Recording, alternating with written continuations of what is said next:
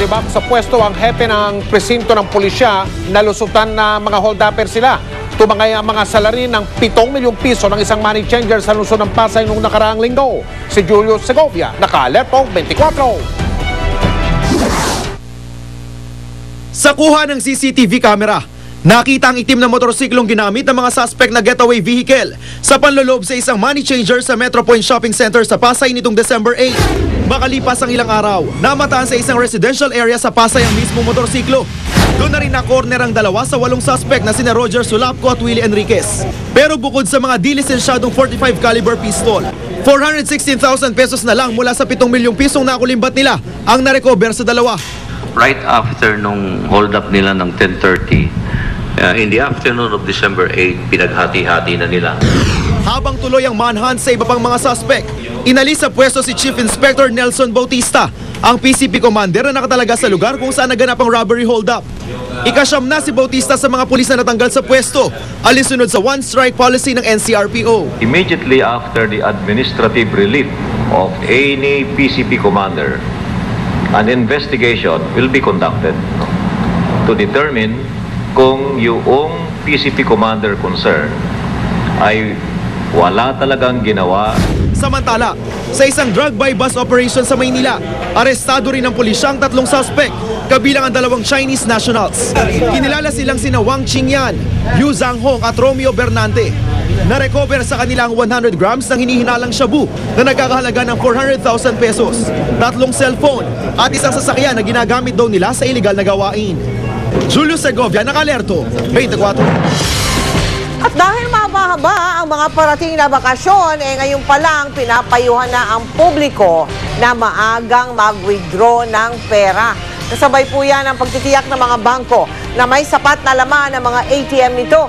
Pwede na rin daw magpapalit ng bago't malulutong na perang pang-aginaldo. Mano po, Ninong Mike? Nagbabalik si Julius Segovia. Mahaba na nga, magkasunod pa ang mga holiday break ngayong taon. Pero hindi raw nababahala ang mga bangko. Sapat daw ang supply nila ng pera, kaya ngayon pa lang, sinisiguro na nilang may mawi-withdraw ang mga kliyente nila. Pero may abiso pa rin sila sa publiko. Pwede silang mag-withdraw ng maaga so that they can avoid the Christmas rush. Tapos mag-withdraw lang sila ng perang kailangan nila para just in case meron silang magamit sa holiday season. Pinag-iingat din ng mga bangko ang publiko sa mga posibleng manamantala. Tingnan daw mabuti ang paligid bago mag-ATM. Tiyaking maliwanag ang lugar. Huwag gumamit kung may kahina-hinalang pagbabago sa labasan ng pera. Huwag magpatulong sa hindi kakilala. Para sa kaligtasan, huwag na raw muna bilangin ng pera pagka-withdraw. Pero para iwas aberya, bakit di raw subukang gamitin ng ATM bilang debit card? Ang lahat ng ATM card magagamit na raw sa pagbili ng produkto o anumang serbisyo sa may 20,000 merchandise sa buong bansa. Para maiwasan din yan yung hold up, yung snatching. Dito, pag ginamit nila sa libre ito at very convenient. Tiniyak naman ng pulisya na handa na nilang bantayan ng matataong lugar. Iikutan din daw ng mga pulis sa mga bangko para tiyakin ang kaligtasan ng mga customer. Even administrative personnel of NCRPO will be conducting patrol duties.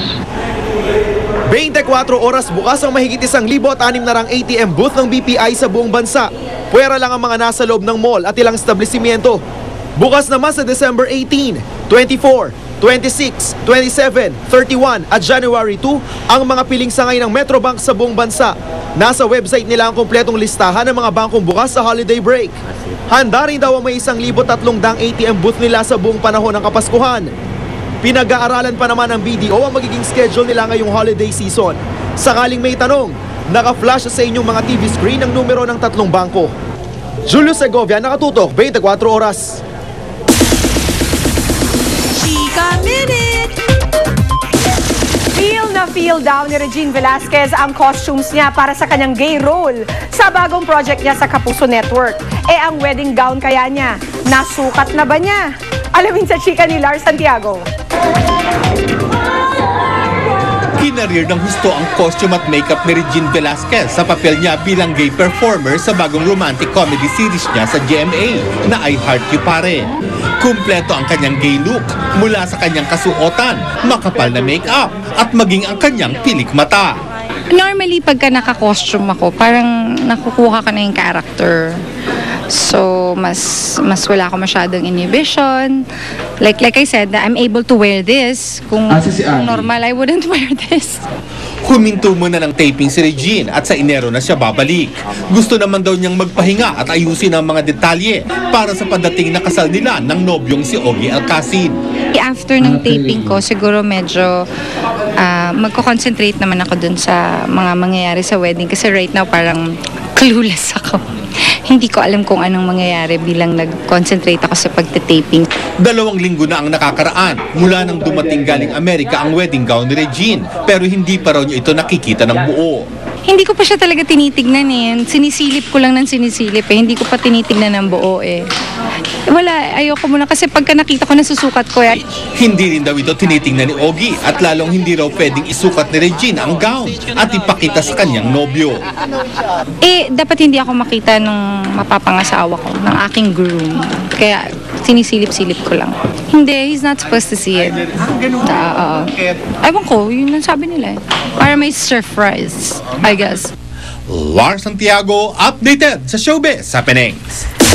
Hindi pa tapos ang chikahan, starstruck 5-second Prince Rocco Nacino maagang nag-celebrate ng Christmas kasamang ilang batang lansangan. Tutukan yan mamaya sa Chika Minute. Susunod! Mga batang estudyante sa Quezon City nag-ingay laban sa pagpapaputok sa bagong taon. Motion para sa pagbawi sa kaso laban sa Morong 43 na ihaahin na sa korte. At GMA News reporters, may maagang pamasko sa isang babaeng may cerebral palsy na nagsusumikap para sa kanyang pamilya. Tutukan lahat ng yan dito sa 24 Oras.